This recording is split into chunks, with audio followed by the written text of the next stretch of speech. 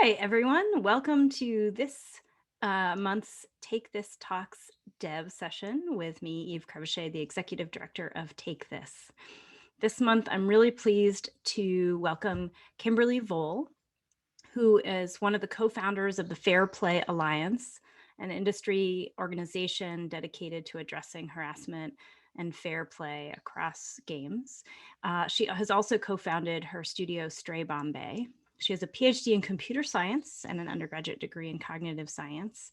And she was the primary author of the Fair Play Alliance's recent Disruption and Harms in Online Gaming framework, which was an impressive attempt to describe and understand what goes on in the space, the social spaces in games and online in general.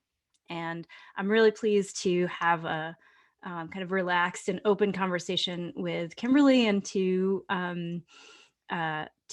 get a better sense of why she does what she does and what is she's thinking about now in these days.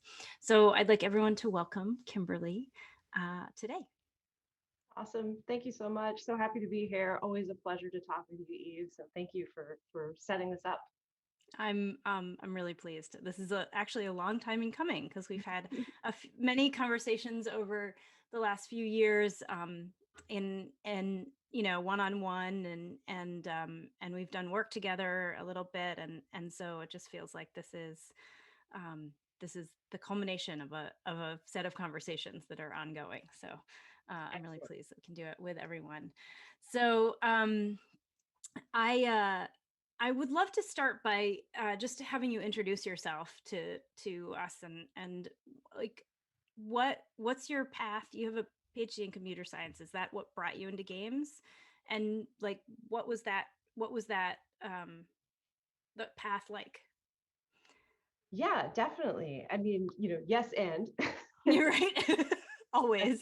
yeah, I've been in, I always describe I've been in and around the games industry now for way too long, over 20 years in some capacity. But my kind of origin story, as many of us, goes back to like late 70s or early 80s, playing video games and just being fascinated by the possibility space of these worlds where things that don't exist could exist, and the power that came from being able to craft spaces that transported you to magical realms and et cetera, et cetera. And so I've had a lifelong fascination with that, and with that, a lifelong fascination with artificial intelligence and computers and brains and what does it mean to think and what does it mean to socialize and just all of that space is my jam. So from a very young age, I started making games and not really not realizing that that was a thing you could do as a career for ever Go really. figure. And I went all the way through to my PhD, and through that, I was very lucky as an undergraduate to get some opportunities doing some. Early on doing some focus groups and then some QA and then some consulting for gaming companies at that intersection of the work I was doing in cognitive science and AI.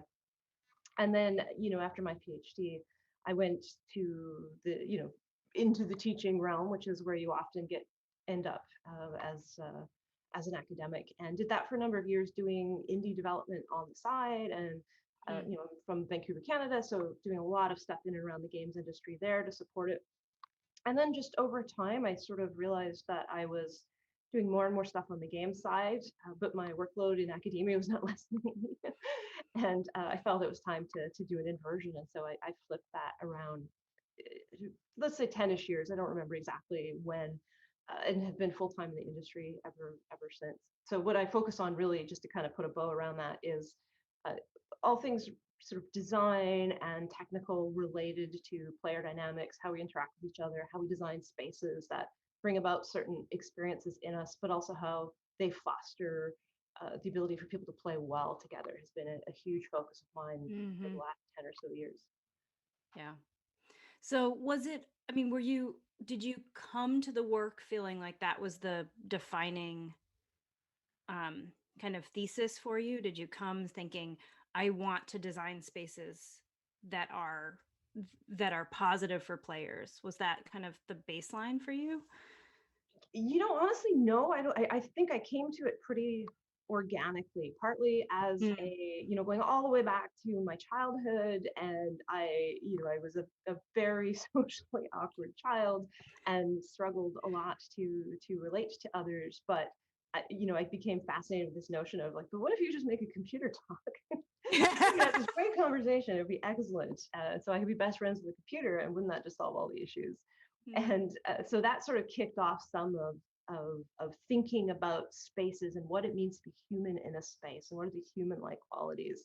And then a lot of it in games, really, for me, I think, was a product of two different things. One, as a gamer who largely identifies female, growing up in that space when we were moving from what were largely single player games, or multiplayer spaces that were more like online, like muds and those sorts of things. Hmm. But living through, as a young adult, that transition into online gaming, and going from a world where I felt, some of it was my own naivete, but largely I felt accepted and part of those communities. And then that transition as we came online, where it became increasingly apparent I was no longer welcome and I was getting attacked, and just that repulsion of the place that I had felt the most safe in the world, really had a lasting impact on me. And the second thing being, I mentioned I was a professor, and as much as I love the work that I do in games, I'm also very passionate about teaching and my students. And the amount that my students have taught me, the lens that they have provided, that has allowed me not just to reflect on my own path through the world, but the world itself, has really, I think, opened my eyes to I think a lot of the kind of prejudices and stereotypes and social Mm. dynamics that give rise to this big complicated mess that is human society. And I think those things together, combined with my love of games and a very opportunistic invitation, to go down to work at Riot Games, specifically on these problems, I think was kind of the where all really coalesced into a full deep dive in this space. Mm. So it was like, oh, maybe I can put all these pieces together.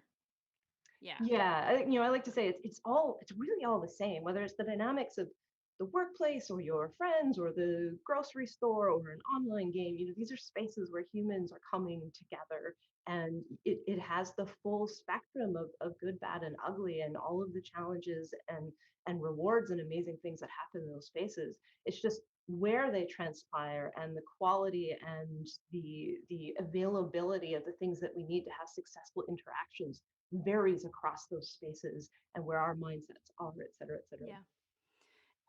So uh that's a really interesting point you just made about the availability of the things that we need to make it feel successful. What are those things that tend to be missing in online game spaces that are so challenging? Yeah, it's so. I think this was one of the most. It was a gradual but an epiphany nonetheless, that I think has really hit myself and many of us in the industry over the last five years in particular, but Mm. maybe as far as the last 10 years, which is just going from a space of looking at these digital spaces and saying, if we could just remove the bad actors or inoculate these spaces against the bad actors, then we would then what would be left would be these harmonious, lovely spaces, and wouldn't it just be grand, you know, to a more mature kind of pulling actually from the research in psychology and sociology and all of these different pieces and cognitive science, of course, and really looking at these spaces from the lens of to your question of human needs. And I Mm, think there's a few different things that are really going on. One is these are typically pretty impoverished communication spaces. So by that I mean if you take a game, for example, you know, you might only be communicating via text chat, or even if you are communicating, you know, with a headset and you have the benefit of voice, that might be under duress. I mean, you're playing a game, it might be very competitive. So it's not these aren't these things where you can take a moment, you can step back and you can go, you know, dearest co-player, let us discuss this thing that has recently transpired. Like, we don't have any opportunity to that doesn't. explore this, right? And we're Yeah. often coming from very different cultural backgrounds. We don't have the fluency from a shared background, or from the scaffolding of trust that has emerged over time as we've gotten to know each other. We don't have any of that stuff that gives us Right. that fluency of communication. We're missing nonverbal cues and a lot of those things. You know, when something transpires in a space, if we were in a physical shared space and something is uncomfortable, you know, I can side eye the people in that space, and we have that moment of communication where if we're all side eyeing each other and, you know, you've done something, we can all kind of be like bolstered from that and go, hey, Eve, that wasn't cool. Whereas if we're in a space, you know, we're effectively cut off from any of that signaling. And so it can seem like this is normal behavior or whatnot. And then the last kind of big bucket outside of the, you know, the game itself and the ways in which Right. that drives behaviors are just mismatched expectations. You know, I can Yeah. arrive in a game with the intent to play super competitively. Maybe I'm doing my placements, but someone else might arrive after a long day of work and just be tired and just not, I you know, wanna they want hang to goof out. off and have a good time. And we're just not going to have a good experience together because we want very different things, but very valid things, but very different things. Yeah. Yeah. Yeah. So in terms of your story and in terms of like understanding these elements, what you were one of the co-founders of the Fair Play Alliance. What was that? What was the beginning of that like, and what was the impetus behind it? Yeah, so we started back in, oh, honestly 2017. I should know this by now because I get asked this question a lot and I always have to go look it up for some weird reason. But you know, it's been at least 30 years, I think, something like It that. must have been, must have been. Yeah, yeah. So, you know, roughly 30 years ago in 2017, it really came down to I was working at Riot at that time, and we were looking very deeply at issues related to player behavior and player dynamics, and trying to understand, you know, just Riot had done a lot of really great innovative work, kind of, I mean, first of all, prioritizing this kind of work, but Right. then also discovering ways in which, you know, they could move the needle on some of these behavior patterns. But there was still just this enormous problem space with so many unknowns. So we were really going deep on that, and you know, it was great because I was pulling from all my background in cognitive science and all these different things. Right. But you know, I just started reaching out. I've always been very connected in a sense, in the sense of you know, I know a lot of people through the industry from, you know, running aspects of global game jam and the indie development scene and a lot of the different things that I've done Yeah. as a teacher and whatnot. So I've been really lucky to be exposed to a lot of different people in the industry and have those connections. And so through that, I just started reaching out to folks and chatting with more and more people. And turns out some other folks, my co-founders, Bentez and Carlos Figueredo, were also doing a similar thing. And we just at one point ended up in the same conversation, and we're like, hey, we're asking a lot of the same questions, you Yeah. know, trying to go deep on this. And there's a lot of overlap and a lot of misinformation here. And wouldn't it be grand if there was a future where we weren't competing on the merits of our community, but saw that as a shared responsibility on the part of the industry, and instead actually collaborated in sharing the best practices to get to healthier communities. And so that was the initial genesis. And you know, Cool. it's morphed over the years, but you know, our vision is really a world where games can fulfill the promise of play, where they're free of harm for all Yeah. players. And that's really what we're everything that we're doing is toward that, as far as like um, you know, the kind of resources that we provide, the nature of the support that we provide to help companies get work prioritized, our own research, et cetera. It's really just trying to step back and say, where there's a lot of really great, I think, advocacy work and civic groups, and I mean, like, groups like Take This and many more that are doing, I think, some phenomenal work in this space. The one gap that we saw was a craft gap. It was looking Mm. at the actual practice of making games and saying, if we actually thought, if we leverage the skills that we have to make these interactive and engaging spaces, if we leverage those toward the problem of helping people play well together, what could we do? And could we then share that craft knowledge, pull in from everyone, what everyone is doing, but be that locus, and share back out freely to the industry, to enable companies to do more of this sort of work through empowering them with this knowledge. I mean, I can talk about what's important vis-a-vis mental health till I'm blue in the face, but I'm not a game designer, right? And I think that's really what you're talking about. I don't actually make games. And I think do you envision, this is a kind of a loaded question and I apologize for it, but it's on my mind and it's something I think about a lot is, do we are you looking at a future where game design changes fundamentally? My quick answer is yes, Yeah, absolutely. I think yeah. that when you look historically back at games, so many of our development and design practices have come from a single player experience. And even in earlier multiplayer experiences, it was really just single player experiences that we were, including other people in. And there might have been a, Mm, a a competitive conceit or a little bit of cooperation going on, but when you really look at them, they weren't built from the ground up to say, what does it mean to have a great experience with another person? It's just, how does a single player have a great experience, and could oh we yeah. include other people in that? And that's the bit flip for me that I think is so important. Is we need from the moment of conception through ideation of a game to be thinking about, what are our goals? What does good look like?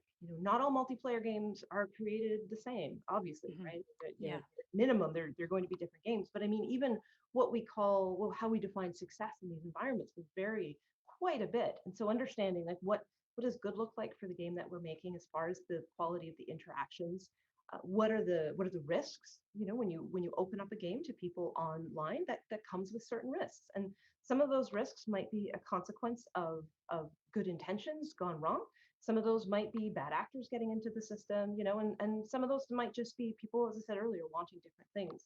But we need to understand that and pull that into the craft of how we shape and define this experience, and do things like invest in mechanics that actually afford opportunities for people to get to know one another, where the dominant interaction is one that is successful, again, to be defined for your game, but successful, so that becomes the normative behavior, rather than what we tend to do is slap in chat and call it a day. And then when things go wrong, that behavior becomes normalized. And so when new people Right. come into the game, it propagates and so on and so forth. Honestly, I think I'm thinking about my daughter who's 10, her kindergarten teacher talking about, uh, the students being successful, and the language of teaching kids what it means to be successful and teaching kids what the norms of behavior are. I mean, it's like we have neglected on some level um, a pro-social investment in gamer behavior. And so Absolutely. here we are trying to figure that out, you know. Yeah, we looked a lot at that. That's a particular area I'm very passionate about. Is just, how do we think about this through the lens of the next generation? How are we equipping Mhm. the next generation of digital citizens to be successful in online spaces, not just in gaming? I mean, I think Yeah. gaming is grown tremendously to become a space that is now, carries the social load of the malls of yesterday and the rumpus rooms of yesterday, right? Like, we go into games now as our social spaces fundamentally. Hmm. But Yeah. and that's changed, like, I could go on about that, but that's changed a lot of things that we are thinking about with games. But nonetheless, fundamentally, like, digital spaces are just different, but they're not. I really dislike the distinction between IRL and not IRL. It's all real life, and we Yeah, carry with really. us the responsibility for our conduct, whether it's digital or non-digital.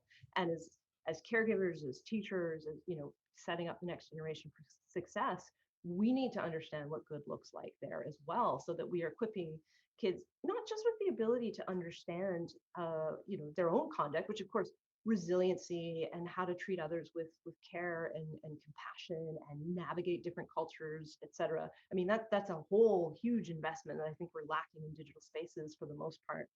But also creating a safe space to have conversations and to give kids an opportunity to feel like they can bring things up that they encounter, to have meaningful teachable conversations about, did something make you uncomfortable, let's talk about that.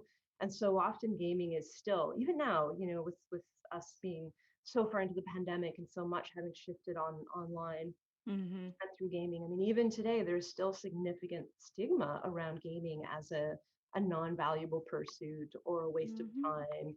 And that Mm-hmm. distance between caregivers and their kids, it's like, well, that's just a hobby over there. But, you wouldn't send your kids off to the park and just forget all about it and not worry about it. And it's the same with digital spaces. So, how do we help everyone? Not just, this is a cross societal, I don't know if I'd call it a crisis, but it's getting up there, right? Like this is a significant need on the part of society to understand the world of games and digital spaces and how we fold that effectively into the fabric of society. Yeah. Yeah, I think you make a couple of really strong points that in terms of, we talk a lot about parents needing to overcome their fear of games and of technology in general, and to actually, try to figure out what their kids are doing physically online, like be next to them, be around. I mean, that's the best advice, right? And that engagement often completely upends a parent's assumptions about what the kids are getting out of those interactions too, Mm-hmm. because it's suddenly you see the skill building, you see the creativity, you see the social interaction, you see all the things that are real, that are really happening in time, and you often realize they're talking to their friends, they're friends Mm-hmm. in real life, and this is another space in which they're interacting, and the research bears that out. But I think, what uh, what what this begs for me, this question, which is one that I've been thinking a lot about recently, is in what ways are game spaces materially different from other online spaces, right? And what is it specifically? And this is some stuff that, Take This is thinking about research around, et cetera. But like, what is it specifically about the type of play and interaction that we engage in games that can shape this type of stuff, Yeah. in different ways, right? I mean, we talk so often about how these spaces break down and the challenges and why they are unique in games in on the bad side, but on the flip side, there's some incredibly powerful things about video games. I mean, they allow us to go on adventures together. They allow us to craft experiences that are first and foremost about doing things together and bonding and building Yeah, connections. yeah, And unlike a more traditional, can you use the word traditional when talking about social media? Has it been long enough? I don't know. But when looking at more traditional social media, you don't have that same shaping of the experience.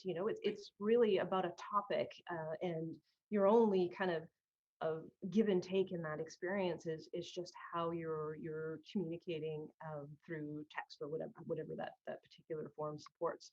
Whereas in games, you might be pushing someone in a shopping cart, or like going on some sort of grand adventure together, or helping someone get out of a bind, or slaying a monster together. There's really I think powerful moments of connections that can come out of a game that don't exist in a lot of other contexts. So I think that part is huge.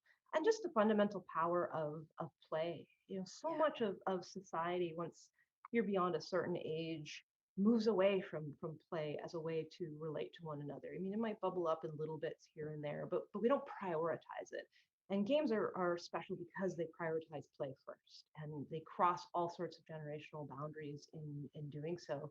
So I think we have a lot of opportunity there. And then just flat out they're engaging. They hold our attention. That gives us an educational opportunity with kids to use these spaces as something that's going to hold their attention. And so you can combine that with, I think, effective teaching, but also just as adults, we're gonna spend some time there, and that just gives us, I think, a really important avenue through which we can we can start to shift the norm of interactions toward the positive on average. Yeah. Yeah, totally. Totally. I'm just reading the chat to go back slightly in the topic. There's a question. How do we fight the largely false stereotype of gamers as reclusive and socially stunted? Yeah, what a great question. I know, right?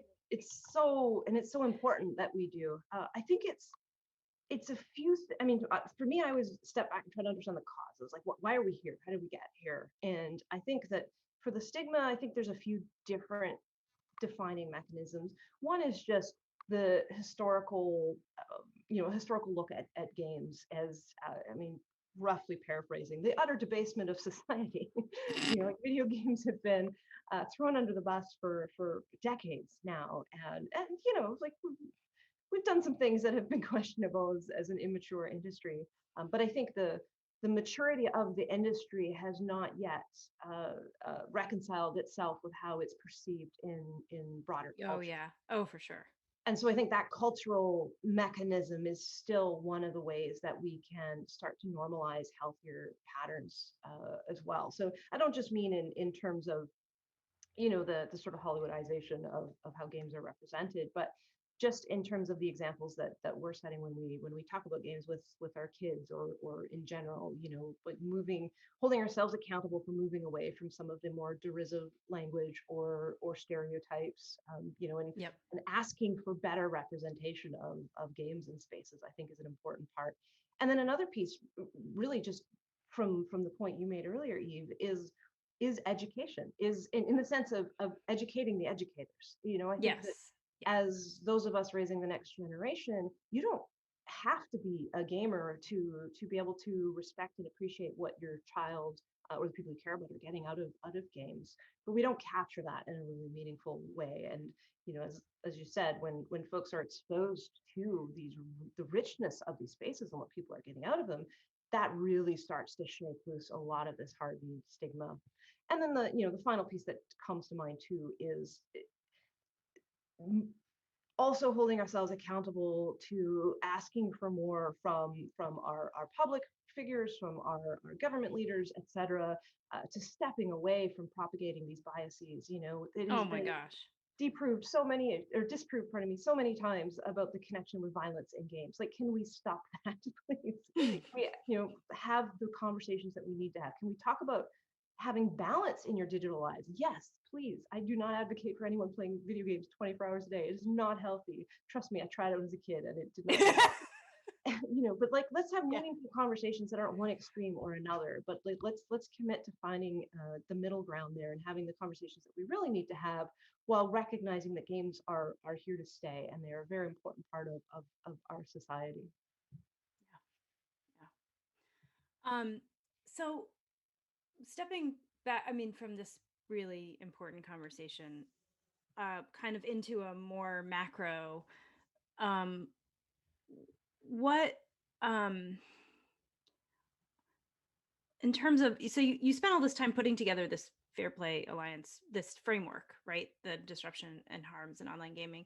And, you're talking about design as the basis for thinking about player behavior and player dynamics.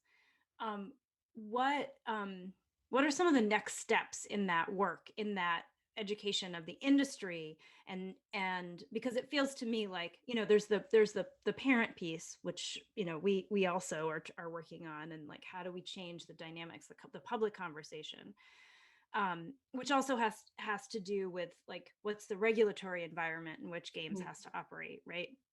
But then there's the conversation across the industry from a design perspective. Like, where are you hoping to bring that next?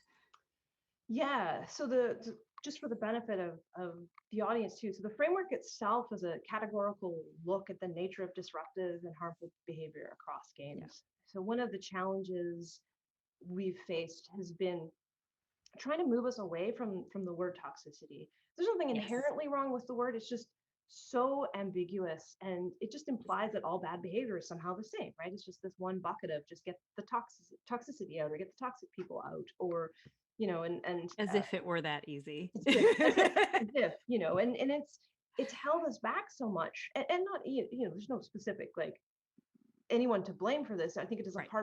part of the natural evolution of how we have learned about this space and whatnot. But it's time to grow past it, because you can't go to I've used this example before, but I've had conversations with companies where they tell me something like, oh, we've had a 20 or 30% reduction in toxicity, and every time I can't help but ask, but what does that mean? That doesn't mean anything. Like, what's a toxicity?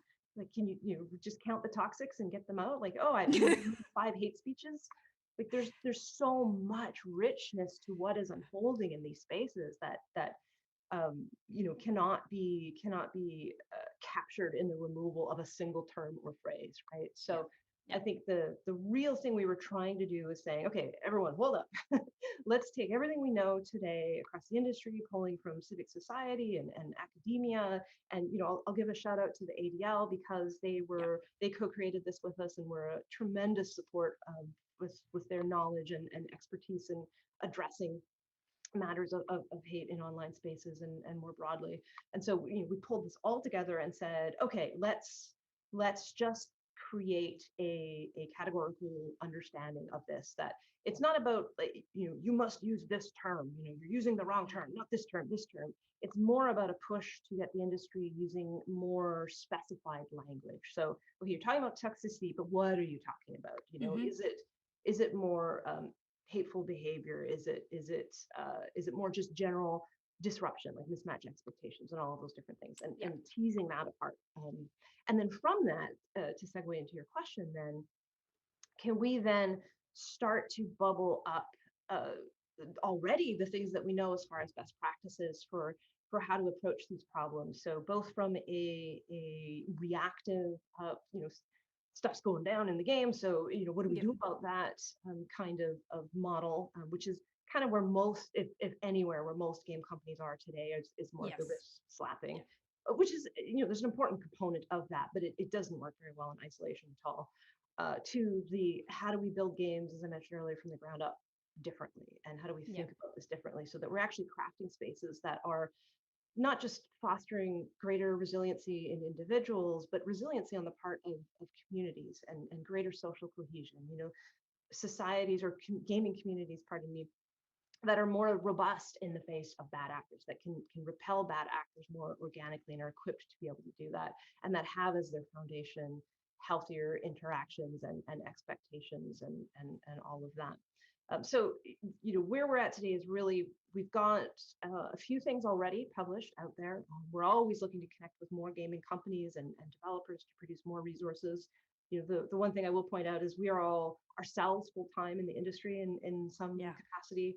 So this is an entirely volunteer organization. We have over 200, maybe, I don't know, 200, 210, 220 companies around the world participating. So, we're trying to do our best to kind of pull all of that together and serve that. But what we want to do is continue to grow that library of resources, with an eye to, we talk a lot about accountability through empowerment. So you mentioned regulation, and regulatory bodies earlier. One of the challenges has been, we were at a space in the industry a few years ago where I think the amount of misinformation in and around games and gaming spaces, within games, but also much more broadly as Yeah. well, was so significant that I think any regulatory movement in that space might have actually been disruptive to where we're trying to Yes. go. So a Yeah. lot of our initial efforts, more broadly outside of the industry, have been trying to knowledge share and help folks get more up to speed on what's actually going on, because there is an accountability piece. At the barest minimum, there's an opportunity for gaming companies, but I see it more as a responsibility for gaming companies to step up and really be intentional about the spaces that they're creating and the repercussions those spaces have for the success and well-being of the players within those spaces and beyond.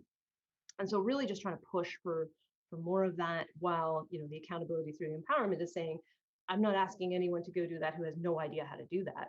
So let's pull everything together so you do know how to do it for the next time. And let's help Yeah. you work with your stakeholders or at the C-suite or wherever we can help to make sure this gets prioritized and that it is done in a thoughtful manner that reflects how we make games and the constraints that we face as game makers. In terms of building urgency around this stuff, which from, obviously from my perspective, I think is really important. Where do you think that urgency is going to come from across the industry? Do you think it's going to come from a need to ensure that there is a positive regulatory environment? Do you think it's going to come from the need to ensure that games aren't losing audience and aren't losing players? I mean, where's the argument that we bring to the Yeah, C-suite?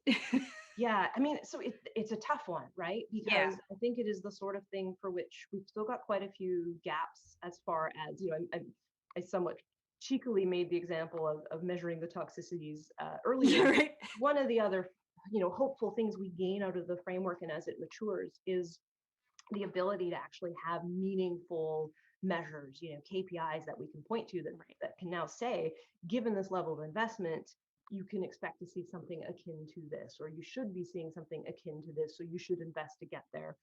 And that becomes, I think, a better language to have those conversations, especially if we can, Yeah. there's a shared understanding of when gaming environments are unhealthy. Sure, some people might be drawn to that, but generally speaking, you are losing a far greater portion of your potential audience than not. But Yeah. that's a very hard thing to measure, and it's a very hard thing to articulate when you have folks right there that are presently paying money for your game and understanding, like, of course you care about those folks too, but like, how do you actually balance all of that? And then, as I mentioned a moment ago, the constraints that we face. I mean, we tend to think of, outside of the gaming industry, when you're looking in, you tend to think of the major companies, right? Like the big companies that Yeah. have, that capture the greater share of the media. But the reality is, there's far more smaller and mid-sized companies, like many, many, many, many, many more. And for those companies, the margins are incredibly tight. Not just for trying to hit a deadline to get a game out the door so that you can actually remain, sufficiently profitable to be able to continue to work on something, which is a whole other, set of Yeah. challenges. Yes. But just even, when you're sitting down at a table and you've got your the Lego bricks of game development laid out ahead of you, you're going to pick the ones that are tried and true. And if you're going to innovate, you're probably going to innovate a little bit more in the space of mechanics or known differentiators that can have the big payoffs. But that hasn't been, the Lego bricks haven't been on the table for things like player dynamics historically. And that's because there's just not the shared understanding of what that looks like, or what that can bring to you. So I think showing that value proposition is something we take very seriously at FPA, as well as providing the tools that go with it. Like, here's why it's really important, and here's a way you can get there. Oh yeah. I mean, well, my husband who just popped in because he forgot I was streaming, as he does. He runs a small game studio, and they are known for making very unique games and unique game mechanics. But they have tried a couple of things that they've just retreated from because they were so complicated and so problematic and attracted a player base that was just that much more difficult to Yeah, manage. and that's And not that's something really that's hard. that's not something that's talked about enough, I think, too. I think Mm, there's a quickness to point fingers at game companies to do more. And, absolutely, I'm all for that. I'm a game developer myself. Yes, please right. hold me accountable to doing a way better job. Absolutely, do players and the broader community deserve it? I want nothing more than that. But there's a reality to that, that when you Yeah. do experiment, it's like we often talk about, as I just did, the margins and whatnot. But oftentimes too, it's like, do you have the communications and PR robustness to weather what could be a very difficult situation? Do you have Hmm. a player support team that can take the tickets and manage the things that are being bubbled up? Because so often I meet with game developers around the world who are heartbroken because they have players who are writing in saying this happened, and they are like, absolutely, this is terrible, and I want nothing more than to see a better environment for you and for all players. Yeah. and yet they can't keep up, or they don't have the tools, or for various reasons they're not able to deliver on that. And I think that that side of things just doesn't get captured enough. Is of those 200 plus companies around the world, there's several hundred more individual members from those companies who are part of the FPA, who are in many times not doing this as part of their core work. They are doing this above and beyond. They are putting in, Yeah. in some cases, ridiculous hours to do things like, uh, take um, um, take reports of suicidal ideation and make sure they get connected to the right folks, because gaming companies don't have that pipeline built in. And when you go oftentimes to stakeholders and C-suite and try to advocate for this, it doesn't work. Like it's not Yeah. and I mean this with deep respect, but it's not a big enough problem. And so we have all of these little ways in which we are not serving the core needs of players. And understandably, as people are moving into these spaces, all of these things cumulatively are adding up to create a very unstable space for both individuals and the health of society at large. Yeah. Yeah. I agree. And I think what I see there in that is that we also like we as a society have created dynamics and fostered dynamics online overall that are problematic. And there are things that feed people into online spaces where they seek out either attention or need, like it's a really complex ecosystem. And like games, indie game designers over here in the corner trying to solve for some of these social dynamics are it's pretty Yeah. burdensome and challenging. Yeah. Um, it's kind of related to this line of conversation. There's a couple of questions that have popped up um, in the chat that I want to go to.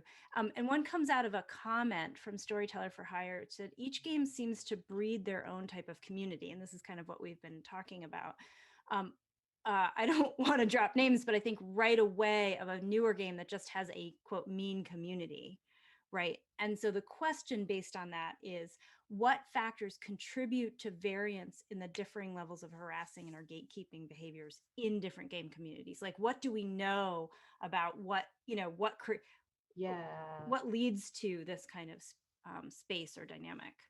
Yeah, thank you for that question. That is a fantastic It question. is a fantastic So question. important. I wish everyone asked that question.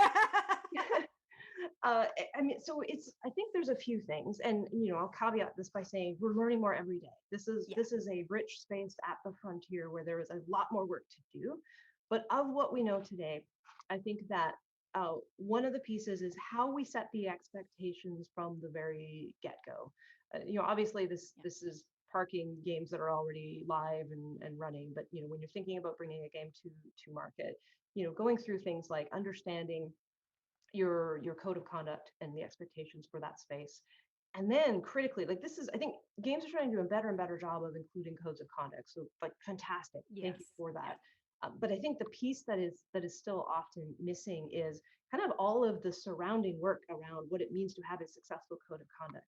And one of the most difficult pieces of work is as a studio going through the exercise of understanding what are your values as a studio? How are you operationalizing those values, not just in how you work, but in the game? Because Yeah.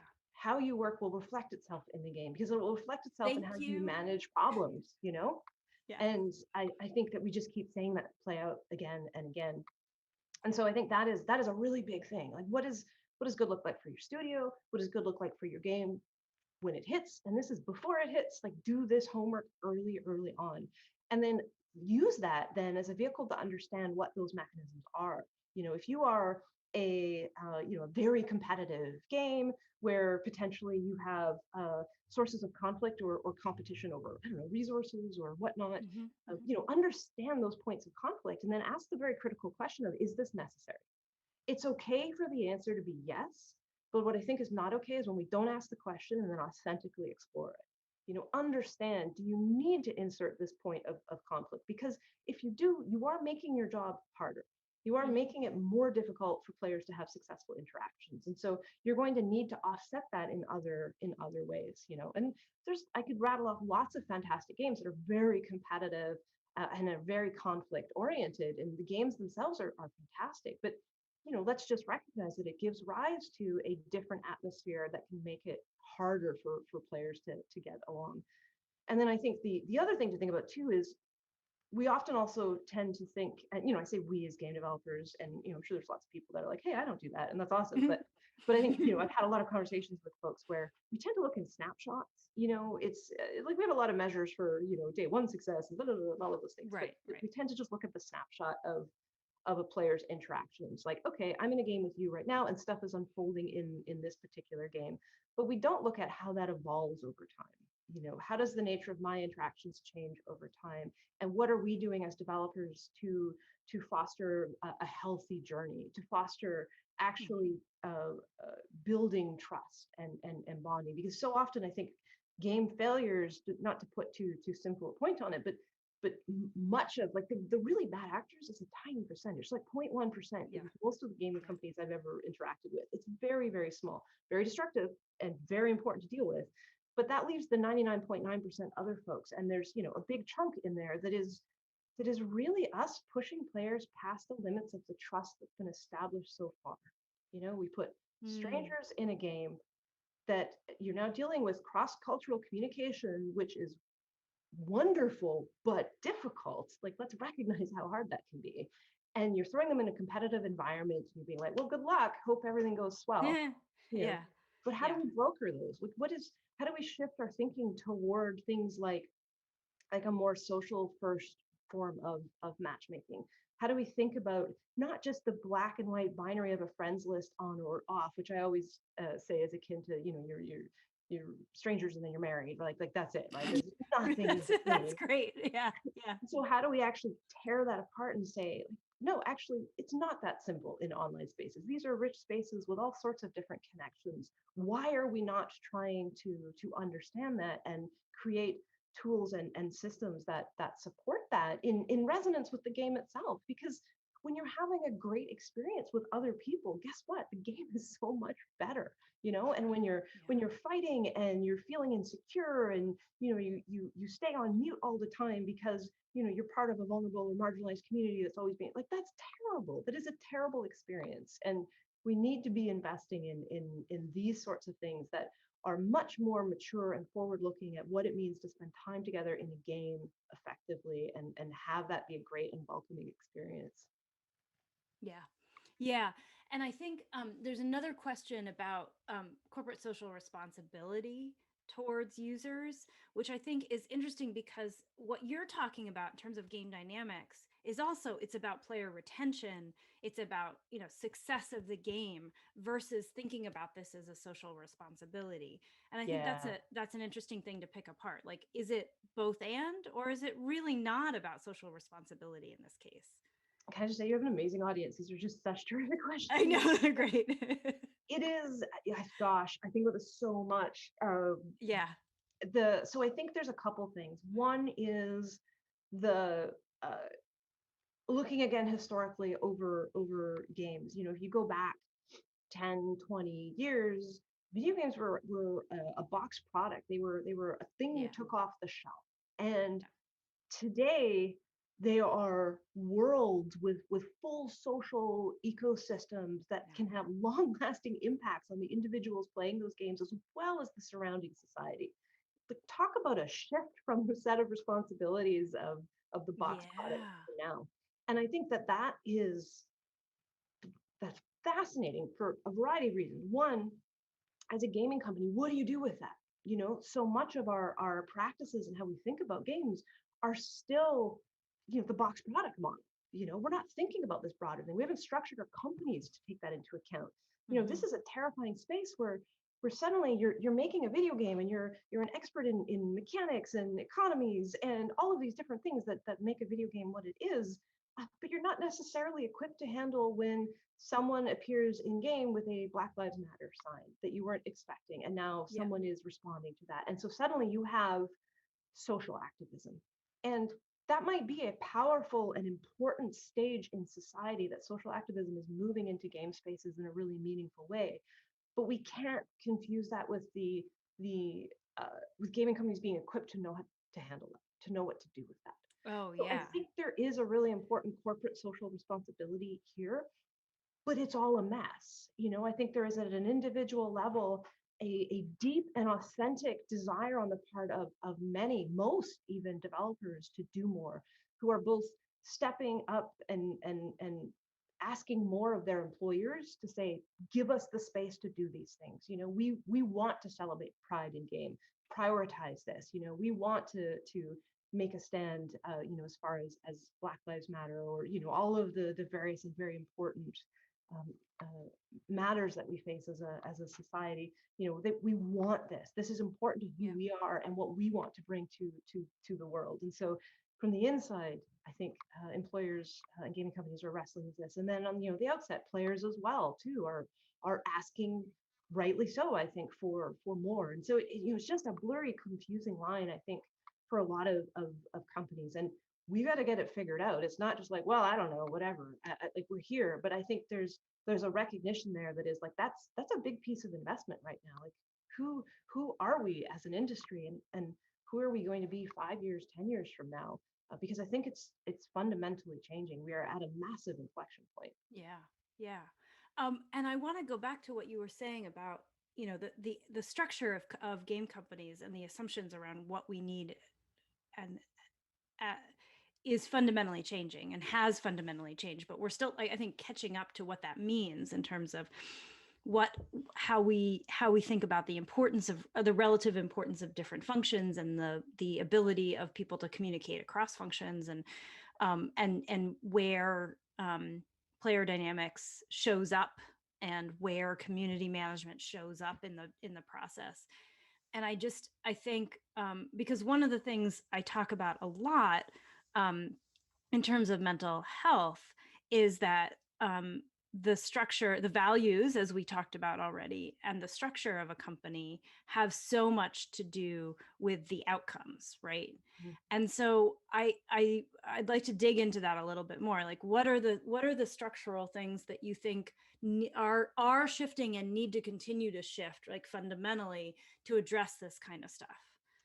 I think it is a movement toward holding yourselves as a company accountable for understanding those values and the ways in which you realize and operationalize those values. Like, it really Mm, is a, not to get too colloquial, but it really is a need to walk that walk that we haven't been doing. And yeah, I think that includes some very difficult conversations. I think that is, it does. it's one of the unspoken challenges of the work that we're trying to do. Is oftentimes when you look inside companies, behaviors have been propagated that are inconsistent with what you are asking of players in your communities. And that is a tough conversation to unpack and handle. And I feel for company like that, is having had to be in those situations and have those conversations and whatnot. That is so difficult, because we're human, and that at the end of the day, a lot of times, just like, I just want to make games. Like, I just want to go Yeah. back to the thing that I love doing, which is making games. And here we are, saying, nope, growth time. Like, Yeah. this is Yeah. really important. And getting folks to a space where they can do that. And if they can't do that, then making the difficult calls, sooner rather than later, because a lot of times these are, this is everything from microaggressions to more egregious behaviors. And we need to be better as an industry about saying, enough is enough. This is not okay. We need a path to doing better. And really, I think until we are able to do that, we're going to struggle to do that effectively in our games as well. And it's not all doom and gloom. I'm in my mid 40s, and I've been doing this a long time. And like I said, I've been working with game companies for, in some capacity, for over 20 years, and it has significantly improved. The generation of game developers coming in today are holding companies accountable for so much more. They are, they have the courage to ask questions that are gosh, wouldn't have even been dreamt about 10 years ago. Yeah. And they are the force of change for how we think about and make games. They are the next generation of stakeholders and C-suite individuals. And so it gives me a lot of hope, but it doesn't mean we have to take it, we absolutely cannot take our foot off the gas now. We must continue to invest in understanding this and making sure that this is turning into very meaningful change, not just within the industry, but then we have the practices that allow us to then carry this out into gaming spaces and beyond. Yeah. Yeah. I mean, that's a really powerful statement, but absolutely. I mean, one is necessary for the other. Yeah. Yeah. And I think just Um, one other quick note on that too is just yeah. recognizing also that we're tired. Like there has been, you know, a lot, I'm sure everyone is well aware, a lot has been going on, and a lot of folks have been in positions where they have been pushing for this against walls. Like Yeah. they have often expended themselves toward these causes, and sure, the wall is starting to crumble, but we need to remember the folks that have been chipping away at this, that have compromised their selves and their mental well-being, often when they are so far out of spoons. It's just like they're doing work that is above and beyond anything that we should be asking of anyone, and they're doing it because they believe so strongly in this future, and they are making a difference. But we need to step up for them too. Yeah. Yeah. There's, I was having a conversation with a woman who's been in the industry about 30 years, a few weeks ago, and she said, I don't know a single woman in this industry who doesn't have some sort of story. And I've heard that over and over again, and it's like, and it's not just women, right? Yeah, So we do have to acknowledge the toll that yeah, this experience takes on folks, and the industry is changing fundamentally, but on some level it's a generational change that will take some time, right? yeah, you know yeah. yeah, absolutely. um well, we continue to have cool questions. There's a question about Twitch and streaming that I think is really interesting, and I want to go there. um but I want to make sure that we've had the rest of the conversation around um, the organizational structure, around assumptions, around values. What's really interesting is I'm going to have a panel that I moderated at GDC later this summer about living your values in a company. Like how do you operationalize values? And it was really about the internal operating structure of an organization. But I think it's really worth kind of teasing out a little bit, because so much of the devil is in the details in these cases, right? Of like, what does it mean to bring your values, articulate your values internally, and then bring those into the design process? uh, because I think that's what's hard to imagine, Uh, yeah, um yeah. totally. I'm a big fan of saying that culture has to be more than a poster on the wall. I think Nah. we have a lot of pithy statements, and there's a reason that we arrive on those pithy statements. I mean, they provide a flexible means of communication that we can align around, and a box we can behave in. Starting point. Yeah, their starting Yeah. point. The thing that they don't provide is that nitty gritty, is those details. And Yeah. when so it's not like we can, I think, in most studio environments, there are exceptions. I can think of some exceptions where you Hmm. have a really high trust, unique environment where you can get into these really difficult conversations, Yeah. and there's a Yeah. safe space. But in most studios, you're not going to just throw open the door and have a conversation about gender representation of your characters in your game, especially when your game's been around for 5-10 years, and you're like, this turns out, oops, wasn't the best way to do Ooh, this, yeah. right? So I think some of it is recognizing the change management aspect of the difficulty of some of these conversations. But it also means you you can't have a change management strategy without a direction, you know otherwise it's just Hmm. chaos. So first steps, I think, is understanding at the topmost level of a company, big or small, right? I mean, maybe that's the same people that are doing all the work, right? But or you might be many, many steps removed. But what are the values of the company? When I ask companies that, when I've worked with senior leadership, so often I get wildly different answers, or I get, the poster on the wall parroted back to me. But when I push at it, it's I often talk about superficial alignment. We're saying the same words, but we are not meaning the same things. And I'm a big fan of direct communication. And so getting to a space where what's the level of granularity that allows you to have confidence that you can head into these conversations, that you actually have alignment, like we're not going to go down to, there's an expediency element of this, right? So you've got to know the right time to have these conversations and the depths to which you can have them that is commensurate with where you're at in a dev process, right? Like if you're launching next week, maybe not the time to take the whole team offline and have this conversation, right? But how's about you reserve it for after you launch, and make sure that you have that space.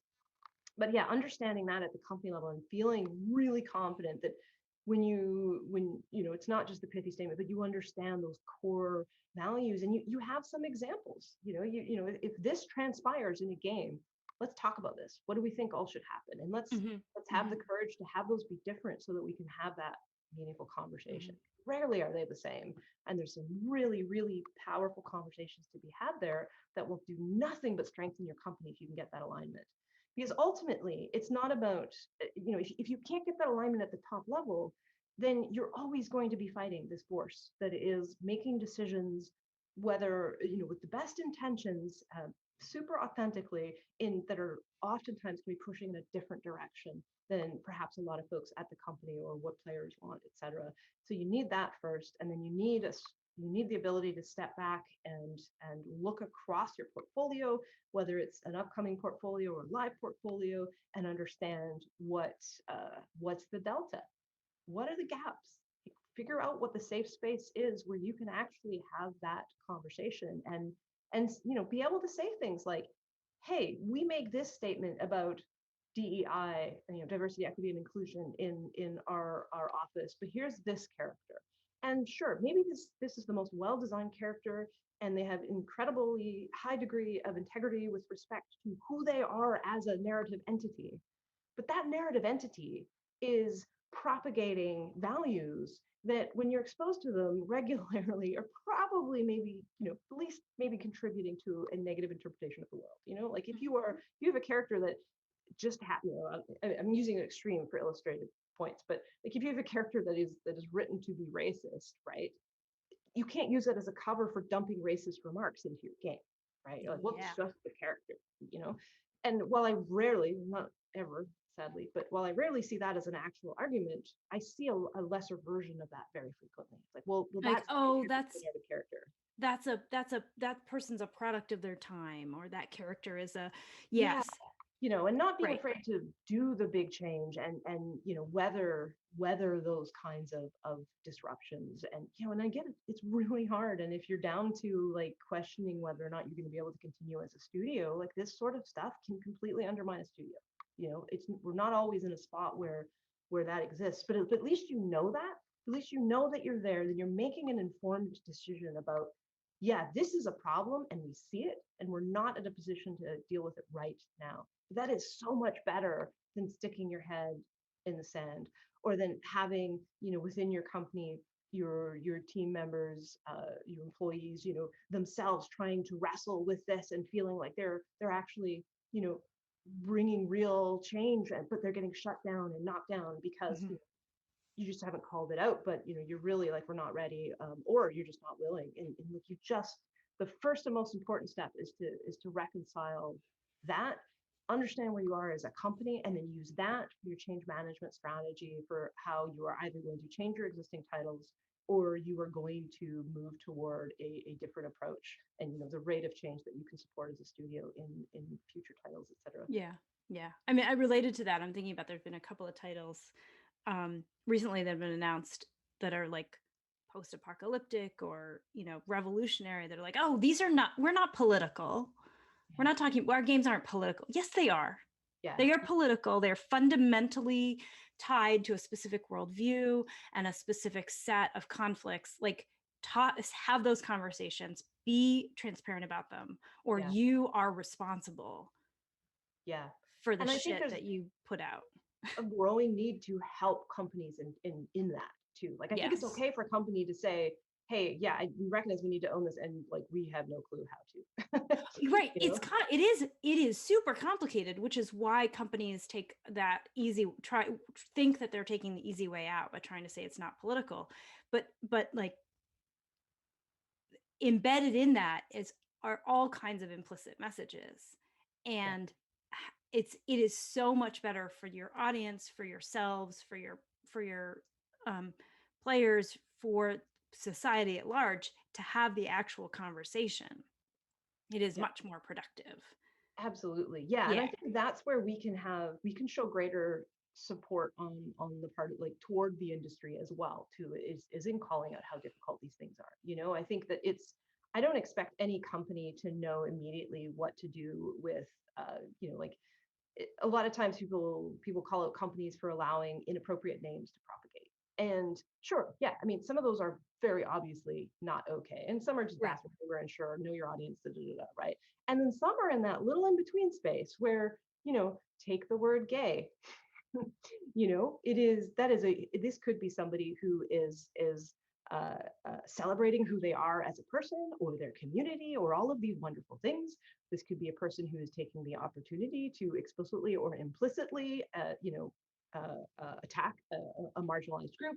This is like Mhm. all of these different things could be in there. So what's a gaming company to do? Like do you just ban the word? Well, then you are hurting that first group, etc. Yeah.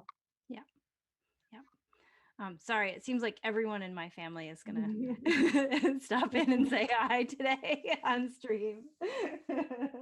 What do you need? Great. Yeah, in a little while. Can you please close my door?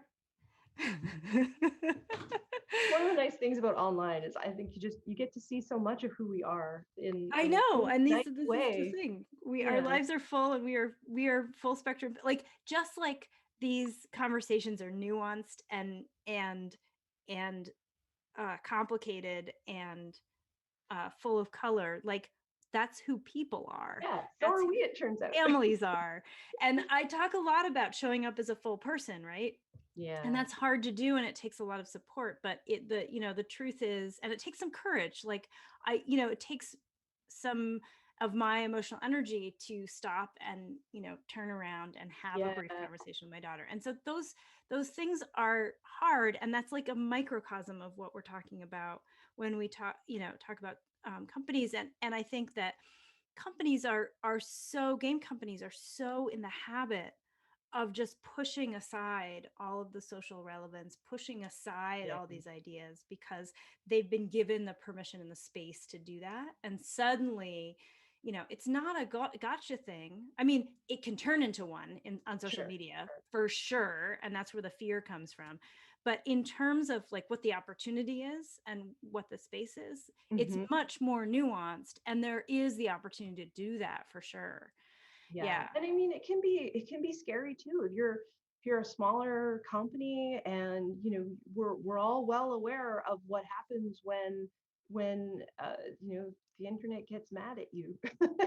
And that can be a very terrifying thing, and not everyone Yeah. has the emotional energy. I mean, it's the same challenge of even as gaming companies started to take some of those first few steps. Unfortunately, it's that classic problem of just to use myself as an example, like, oh, well, I'll ask you, you're a woman, you'll be able to speak to this. It's like, oh my gosh. And so we end up, the folks that are most burdened by these goings on, we further burden them by having them be the ones responsible Yeah. for solving the problems or giving, the yay or nay. And rather than recognizing that this is an all of us problem, that we all are responsible for this. And I think that's another bit to your point about the nitty gritty details, right? Is that I think that without going into details, but I was at Riot in the time when the Kotaku article came out discussing a lot of the challenges that were being faced there in terms of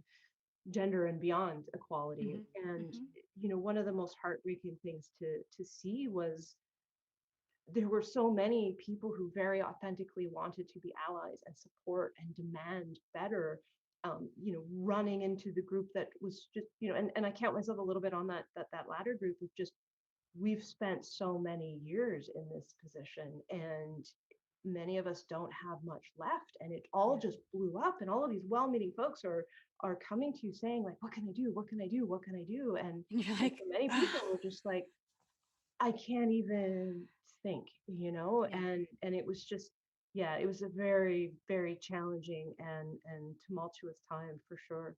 I bet it was. Yeah. Yeah, I mean, I think that one of the morals of this story, of this conversation, is that change is really hard, and it won't often this kind of massive shift in perspective won't bring everybody along because some people are done by the time we get to Yeah. that change. And like that's a sad reality, you know. Um, but it will fundamentally change. Hmm. I do see that happening, and I do see, um, I and also there are companies in this industry that are having a really hard time with that perspective shift and that change, and may or may not make Hmm. it successfully over time. But also there are companies that are growing that have already done that and will continue to succeed in that way, and I Yeah. think that's just the way we're going to go. um, and there may be parts of the industry that never change, you know Hmm. there might be, and we Yeah, kind of have to, absolutely. it's like all of the above. Yeah. Yeah, it's that same rich texture, I Yeah. think Yeah. right now it's Right. leaning one way way too hard, and we need to just stretch that out into a healthier space, and get the predominant norm into a better space. And yeah, there will Yeah. always be those that are exceptionally good at, and those that are maybe not even like don't even want to invest in Right. it. But Right. I think we're still, even companies that want to do well just don't have the tools right now to be able to do better. But a lot of companies are like, like I Hmm. I, Hmm. I think there is some, Riot's doing has been doing some great work. Blizzard, EA, a Hmm. lot of smaller companies. There is a, as uh, as this industry tends to go, there's a lot of other individuals, or pardon me, companies now that are stepping up into different types of services that are filling some of these gaps as Yeah. well too, which Yep. is, like it's turning into a richer opportunity space where I think we'll be able to say in 5 years, hey, that's not okay as a company that you're doing that. Like, do better. Like, we as an industry know how to do better, and we can say that today. Yeah. And I Yeah. don't think that's true right now, but I'm I very do think hopeful in five I think we're years. headed there. And I think what will be interesting to see is if platforms, I think platforms will have a lot to say in terms of expectations around from their developers, Absolutely, which yeah. I think is an opportunity that may come to pass in terms of of self-policing and evolution.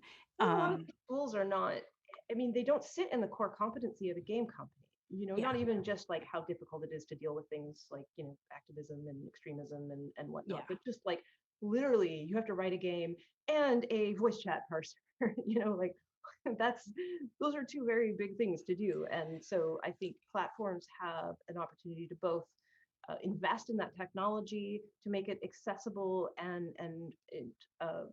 part of the development process, but also to mhm, hold gaming companies accountable. Again, it's that accountability through yeah, empowerment. Platforms yeah, can empower and hold game companies accountable in a way that I think is really meaningful. yeah, totally, totally. Um, and uh, um, so then to talk about platforms, so another space that's so interesting and is evolving so quickly, especially during the pandemic, has been Twitch and streaming. And what's interesting, I mean, there's a couple of interesting things for me about it. One is that the watching of gameplay, which is a different dynamic than being engaged together in play, but watching gameplay has become such a major part of the experience of games. And two, that the experience on Twitch is both a social one and a one-way one. There's a parasocial one, there's a social one, and there's a one-way dynamic. um, and Twitch itself is its own platform, Hmm. with its own set of norms and rules and enforceability and evolving understanding of trust and safety. And so, um, the specific question that came up was, do you think there's a strong link between content creators on Twitch demonstrating toxic behaviors and an audience watching and replicating them? And like, how is that different than the dynamic in game? And how complicated is that to solve? Gosh, well. I know, right? That's not a small question. No, it's such an important one, and yet again, I'm Yeah. so happy you asked that. I think that is it's a difficult one for a lot of reasons. One of the, like the big elephant in the room sort of issue with that is a lot of times content creators and famous streamers are a significant revenue source for a company, and Yeah. so that is, I tend to lean on the side of, but this is the right thing to do, we should go do this, like the social responsibility piece. But I also, have an appreciation for the deeply pragmatic reason why this is actually a difficult business decision. Uh, that being said, I think we still need to just do better. Yeah, we we just need do, but to, stop giving platforms to people that are setting these examples, because they are influencers. There's a reason we refer to them as influencers. They are setting the example of behavior that people are copying, that the next generation is copying, that is seeping its way into our regular parlance and how we think about and talk about things, whether we're consciously aware of it or not. They are coloring society, and we need to have equal accountability in those environments as well. And there's so much opportunity for gaming companies there, like giving space to underrepresented voices, lifting them up, supporting them, supporting their growth. There's also an important, it's funny, in the framework we actually have a little asterisk note about this of it. It's really great that companies are motivated to lift up underrepresented voices, but if you're a massive company, do not just suddenly tweet them and have them be crushed under because that can be incredibly destructive. Like, reach out, figure out what they need. And if they're not ready for that, like, how are you creating the next generation of representative streamers that are actualizing these values in a meaningful way? And that's not saying there's not, we're not talking about not having edgy content or like no swearing, or like there's a time and a place for everything. But we're talking of the difference between, oops, they slipped out the N word again, or, like things that are just like, no, draw the line in the sand, not okay, right? Do not allow hateful behavior on these platforms, or if you are a game company working with them, draw the line and cease the relationship at that point. Set those expectations, yeah. be Yeah. very, very intentional about that. So I think that is a huge, huge, huge, huge piece of this that is something we don't talk about enough, and we really, really need to do a better job of. And then I think the other thing too, which is a little bit more of a, because that gets at the conflict that can arise between, the communications and leadership versus those on the dev side, who might think, oftentimes in companies, those folks want different things. Like, one is yeah, but we just need to get the eyeballs and da da da da. And they're trying to work hard and are very good at their job, but like there's conflicting motivations, which goes back to my earlier point about, like, you need at the very top for this to be, the values to be very well entrenched and understood and translated down Mm-hmm. through the organizations and held accountable through those deliverables and KPIs and all of that fun stuff.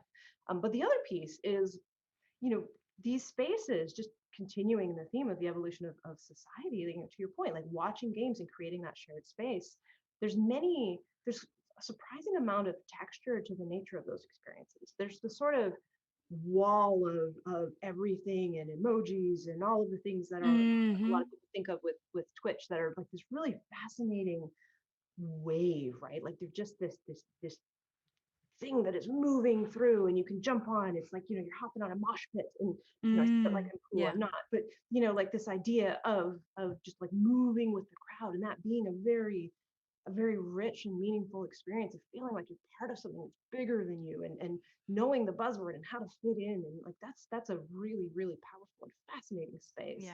but there's also the opportunity to create, we as outside of like when it's sort of when the edges are all blurred over because it's just one big mass of people moving together. Outside of those sorts of situations, we're not very good at operating at scale. We don't connect with scale. Our brains are not designed in a way that manages that. We have there's all sorts of research supporting different things. I can't think of it. Like there's the oh my gosh, I can't think of the number. But there's like all this research on like how many people you can have meaningful connections with, et cetera, et cetera. But TLDR is small. And the more meaningful the connection, the smaller the group. And some people that flexes a little bit, but largely we're not very good at that. But the gap that's there in these spaces is for smaller groups. Like rather than thinking about creating a lobby that everyone gets dumped into, how do you create a space that allows people who have some form of connection or want to get to know each other or a certain set of expectations or whatever, and so we can create spaces then that allow us to still hold on to the rich texture that we're looking for from games, because games shouldn't be, we're not trying to dumb them down or sand all the edges off and just have this one uniform. All games are this, and they're hearts and flowers and lovely. That would kind of suck. Yeah, right. Like that would be a tragedy for games. Like we have so much stuff there, but we don't have a good way to organize both around the kind of content that we want to interact with, or how we want to interact with that content, or how we want to interact with each other in that content. And I think there's a space there for either for larger gaming companies, for gaming platforms to really invest in understanding what that looks like, or maybe another other companies. But like there's stuff there to tease apart that is at the really rich intersection of games and the space around games that I think, whenever I hear, so often I've talked to companies who are like, well, that's basically social media, or that's not really part of our, and on one hand, I get it, like, scope, believe me, I'm a big fan of the scope hammer, but there's a very unique opportunity that sits at that intersection to bring the wealth of expertise and knowledge of gaming spaces that comes from gaming companies and many years working with players and understanding this, to meet these community needs, et cetera. And so I think we need more of that collaborative investment there to really, I think, help us kick into the next generation of this. That's a fascinating. Oh my gosh, that's a whole separate conversation that I would love to have with you. But that is really, I hadn't thought of it in that way. I mean, we talk about it in terms of parasocial relationships, which are different from other types of social relationships, but it's more than that, because there is this kind of these differing spaces and these targeted conversations. And because the parasocial relationship is super interesting and something that I'm often talking to gaming companies about. Like you should think about this. There's a dynamic here that's meaningful and hide like things that you really should probably be paying attention to. But I think the conversation that frequently gets missed is there's the interplay between the community folks as well, and how are we supporting them? What is oh my it gosh, like there? Yeah, and that's a really tough one, especially when you're dealing with games that have already been designed and communities dynamics that have already been established, what the burdens are on moderators and community managers. And that's of major concern, also on Twitch. But I do see an increasingly better understanding on the part of companies of the burdens that exist for that group of people. Definitely. And there's a lot of hope to be had for that, which is great. It's definitely worth calling out. I see that professionalization of that area of work too. I could continue this conversation for like, I don't know, probably another hour, but I think probably we're near a good stopping point. And so I want to ask the community and those watching if there's any other questions. And Kim, what have we covered? What have we not covered, or where have we like kind of touched and then not managed to really dive into that you'd like to talk about? I mean, we've covered a lot. It's been great. I super appreciate the opportunity to romp through all these topics because they're very near and dear to my heart. I think it's more just kind of pulling it all together. Maybe is just all of us, whether you work in games, you enjoy games, you do both, you care about someone who enjoys games or works in games, I think it is beholden to all of us to be thinking more deeply about the role that games play in society today, and that question of what good looks like, of how can we do better, of recognizing that digital spaces are not a replacement. They're not a direct replacement for face to face. And I think with all of us living the last year and a half remotely, I think each of us now has a very deep appreciation for that if we didn't Oh my before. gosh, yes. And so like let's invest there.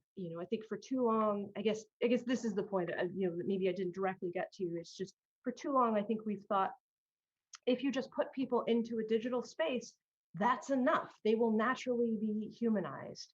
But it's not. It actually turns out that digital spaces block core channels of connection and interaction that are having us all operate at a significant disadvantage. Yeah. And games are no different. As I said at the beginning, you're in a competitive space, you're distracted by the game, there's all this going on. You're not spending a lot of time really thinking about every word that comes out of your mouth, or that you type. And so, that's let's invest in that space. What does it mean to be successful in digital spaces? What does it mean to be a successful society in digital spaces? And what is the hybridization as we come out of this pandemic? And not to minimize all the places that are still struggling, but that hopefully there's that look of hope to us stepping out from this pandemic, into a new hybridized world where there's much more going on digitally as well as Mhm. in person. And how do we navigate that effectively, and what are each of our roles in doing that?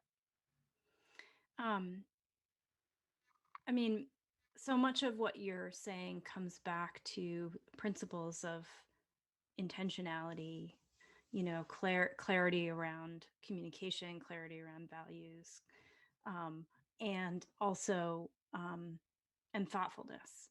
And these are things we are challenged with as individuals and as society all the time anyway. And here we are kind of playing catch up to our own technology and our own digital spaces. And I'm really excited to see all of this skill building develop, um, and I think that um, it's there's so much opportunity. There's a lot to be worried about, obviously, but it's very hopeful talking to you, because there's so many tools we can bring to the table Yeah, yeah, in this space that are real, that are actionable, and that make a real difference. yeah. If I had one sort of summarizing point on that, it's just that for years we have been in a position where we were beholden to the technology because the technology wasn't good enough to fit our needs. But we've Mm. crossed into a space where we can fit the technology to us now, and that's Oh, that's yeah. the quest ahead of us. That's really cool. Well, on that fabulously hopeful note, I want to thank you so much for this conversation, and for bringing this to our community. And I want to thank the chat and those wonderful viewers who brought so much richness to the conversation and to your questions. And as always, we really appreciate this community. Uh, for its awesomeness and its openness and its kindness. So thank you very much. And till next time. Yes, thank you. Much love to all. Bye.